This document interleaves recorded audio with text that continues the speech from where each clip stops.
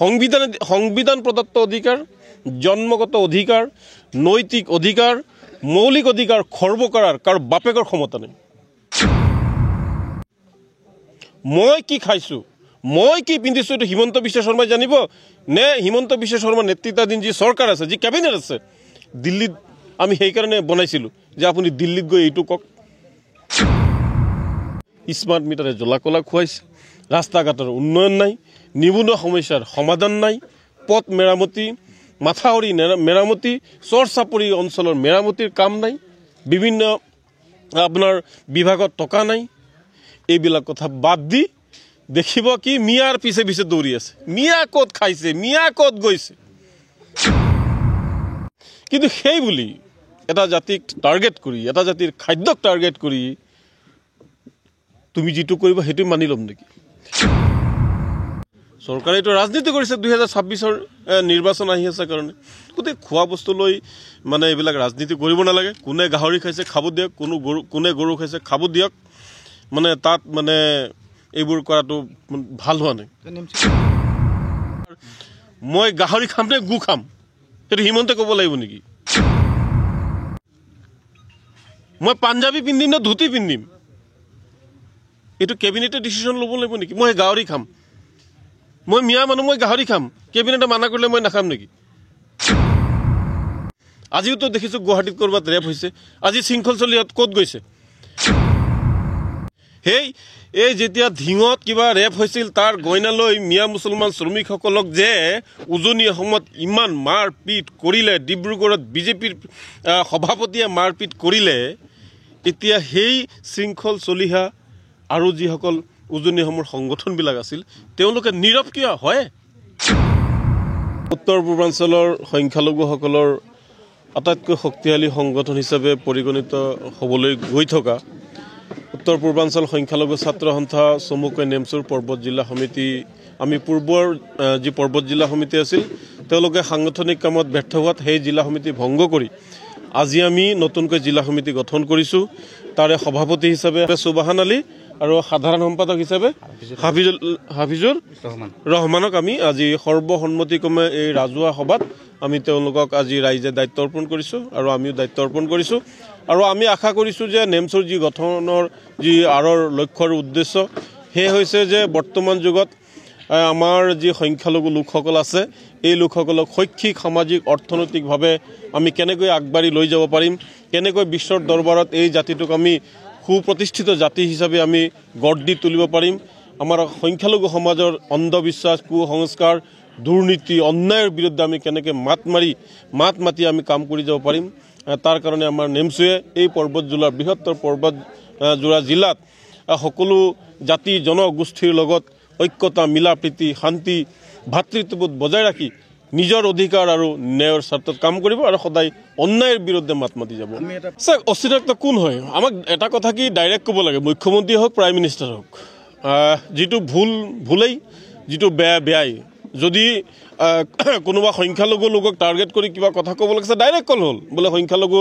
লোক বেছি হৈ গৈছে, সংখ্যালঘু ড্ৰাইভাৰে গাড়ী চলায়, সংখ্যালঘু লোকসকলে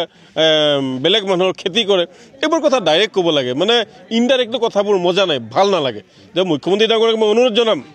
যে যিসকল অসমত যিসকল সংখ্যালঘু লোক আছে বা মিয়া মুছলমানসকল আছে, দে আৰ টোটেলি ইণ্ডিয়ান বাই বাৰ্থ ইণ্ডিয়ান। এইটো হাঁহি ধেমালি, খেল ধেমালি নহয় যে যাহা তাহা কৈ থাকিব আমি তাকে মানি ল'ম। মাজতে গৰু মাংসলৈ এটা বিতৰ্ক আনিলে। চাওক, প্ৰধানমন্ত্ৰীয়ে যিখিনি ভাৰতবৰ্ষত জন্মগ্ৰহণ কৰি যিমান সুবিধা পায়, ডক্টৰ হিমন্ত বিশ্ব শৰ্মা মুখ্যমন্ত্ৰী হোৱাৰ পিছত যিখিনি সুবিধা পায়, এজন সাধাৰণ নাগৰিক, এজন ঠেলাৱালা, ৰিক্সাৱালাও ভাৰতীয় সংবিধানে সেইটো অধিকাৰ দিছে।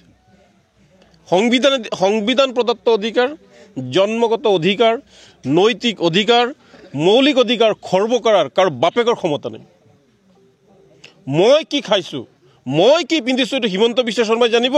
নে হিমন্ত বিশ্ব শৰ্মাৰ নেতৃত্বাধীন যি চৰকাৰ আছে, যি কেবিনেট আছে দিল্লীত, আমি সেইকাৰণে বনাইছিলোঁ যে আপুনি দিল্লীত গৈ এইটো কওক। আমি যি চৰকাৰ হওক, যি দলৰে নহওক, আমি কিয় নিৰ্বাচন কৰি পঠোৱাওঁ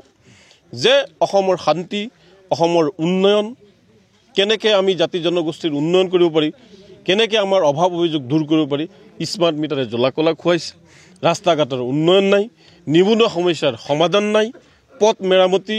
মাথাউৰি মেৰামতি চৰ চাপৰি অঞ্চলৰ মেৰামতিৰ কাম নাই বিভিন্ন আপোনাৰ বিভাগত টকা নাই এইবিলাক কথা বাদ দি দেখিব কি মিয়াৰ পিছে পিছে দৌৰি আছে মিয়া ক'ত খাইছে মিয়া ক'ত গৈছে গতিকে সেইকাৰণে সংখ্যালঘু সমাজক সংখ্যালঘু যুৱকসকলক অনুৰোধ জনাওঁ যে আমি জোৰত নহয় আপোনালোকে আগবাঢ়ি আহক আমি IPS হ'ব লাগিব আমি APS হ'ব লাগিব আমি ডাইৰেক্টৰ হ'ব লাগিব আমি DC হ'ব লাগিব SP হ'ব লাগিব আমাৰ সমস্যা আপোন সমাধান হ'ব এই এটা কথা মই বাৰম্বাৰ আগতে কৈ আহিছোঁ যে যিটো গো নিবাৰণী আইন 2021 আছিলে তাতে সেই বস্তুটোলৈকে আমি মানিছিলোঁ আৰু সন্মান জনাইছিলোঁ আৰু কেবিনেট ডিচিশ্যন আমি সন্মান জনাব লাগে কিন্তু সেই বুলি এটা জাতিক টাৰ্গেট কৰি এটা জাতিৰ খাদ্যক টাৰ্গেট কৰি তুমি যিটো কৰিবা সেইটো মানি ল'ম নেকি চাওক এনেই নিবনুৱা সমস্যা ভৰি গৈছে আজি আপুনি যদি মাজুলীলৈ যায় আজি আপুনি ডিব্ৰুগড়লৈ যদি যায় অকল মিয়া নহয় তাতে কি হৈছে গোপালক আছে গোপালক সন্থা আছে বহু গো ব্যৱসায়ী আছে তেওঁলোকৰ অসুবিধা হৈ গৈছে মোৰ লগত বহুত কথা পাতিছে মোৰ সিদিন এটা টক শ্ব' আছিলে তাৰ পিছত যে দাদা আমাৰ গৰুবিলাক এতিয়া আমি কি কৰিম আপোনালোকৰ ফালৰ বেপাৰী অহা নাই আমি গৰু বিক্ৰী কৰিলে চাউল কিনি এসাঁজ ভাত খাওঁ আমি গৰু বিক্ৰী কৰি আমাৰ ল'ৰা ছোৱালীক স্কুলৰ আচবাব পত্ৰ আমি দিব লাগে আমি হাজিৰা মানুহক টকা পইচা দিব লাগে অৰ্থাৎ সেইফালৰ মানুহে উজনি অসমৰ বহু মানুহে গোপালকে তেওঁলোকে গৰুৰ ব্যৱসায় কৰি গৰুটো খেতি হিচাপে ব্যৱহাৰ কৰে ফাৰ্মাৰ আমি যেনেকৈ ধান খেতি কৰোঁ তাতে খেতি হিচাপে ব্যৱহাৰ কৰে আৰু তেওঁলোকৰ পৰিয়াল উপাৰ্জন দিয়ে কাপোৰ কিনে গতিকে তেওঁলোকৰো মানে সমস্যাৰ সমাধান হৈছে নিবনুৱা সমস্যা ভয়াৱহ ৰূপ লৈছে অসমত চৰকাৰে নিবনুৱা সমস্যা সমাধান কৰিব পৰা নাই চাওক আমাৰ মিয়া মানুহে কিছুমান খিলঞ্জীয়া মুছলমানো আছে আপোনাৰ তেওঁলোকে গৰু মাংসটো ব্যৱসায় কৰে কিছুমানে গো মাংস বিক্ৰী কৰে কিছুমানে হোটেললৈ বিক্ৰী কৰে গতিকে এওঁলোকৰ যদি দোকানটো বন্ধ হৈ যায় নিবনুৱা সমস্যাটো বাঢ়িব আল্টিমেটলি বুজাটো কাৰ হ'ব চৰকাৰৰ হ'ব চৰকাৰে এইটো ৰাজনীতি কৰিছে 2026ৰ নিৰ্বাচন আহি আছে কাৰণে গতিকে খোৱা বস্তু লৈ মানে এইবিলাক ৰাজনীতি কৰিব নালাগে কোনে গাহৰি খাইছে খাব দিয়ক কোনে গৰু খাইছে খাব দিয়ক মানে তাত মানে এইবোৰ কৰাটো ভাল হোৱা নাই নাই কেনেকৈ এইটো সংবিধানে দিছে আমাক অধিকাৰ মই কি কৈ আছোঁ যে জন্মগত অধিকাৰ নৈতিক অধিকাৰ মৌলিক অধিকাৰ মই গাহৰি খাম নে গু খাম সেইটো হিমন্তে ক'ব লাগিব নেকি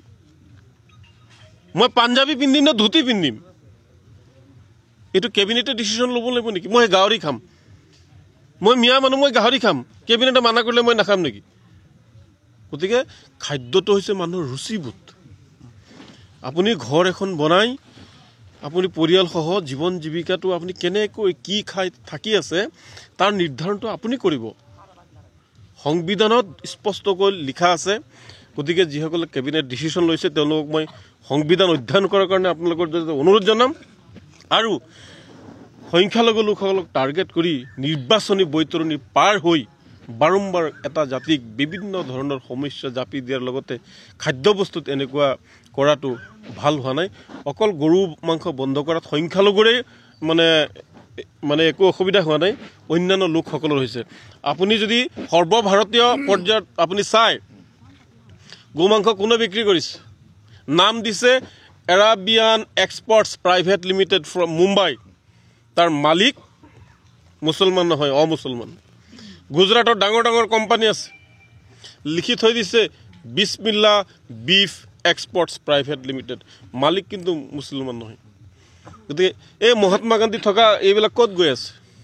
তেওঁলোকৰ পকেটত গৈ আছে নাম কিন্তু দুনিয়ালৈ বেয়া নামবোৰ চব মিয়াৰ আজিওতো দেখিছোঁ গুৱাহাটীত ক'ৰবাত ৰেপ হৈছে আজি শৃংখল চলিয়াত ক'ত গৈছে এই যেতিয়া ধিঙত কিবা ৰেপ হৈছিল তাৰ গইনালৈ মিয়া মুছলমান শ্ৰমিকসকলক যে উজনি অসমত ইমান মাৰপিট কৰিলে ডিব্ৰুগড়ত বিজেপিৰ সভাপতিয়ে মাৰপিট কৰিলে এতিয়া সেই শৃংখল চলিহা আৰু যিসকল উজনি অসমৰ সংগঠনবিলাক আছিল তেওঁলোকে নীৰৱ কিয় হয় এতিয়া আপোনালোকৰ মুখৰ আৱাজ নাই কিয় শৃংখল চলিহাত আজি গুৱাহাটীৰ কাণ্ডটো যদি আপোনালোকে চোৱা নাই ফেচবুক সামাজিক মাধ্যম আৰু টিভিবিলাক চাওক আজি শৃংখল চলিয়াক কৈছোঁ গতিকে তেওঁলোকে চাওক বহুত অত্যাচাৰ কৰিলে সংখ্যালঘু লোকসকলক গতিকে এনেকুৱা এটা মানে পৰিৱেশ কিছু মানে গঢ়ি তুলিছে অকল মিয়া মিয়া মিয়া মুছলমান এনেকুৱা হ'ব নালাগে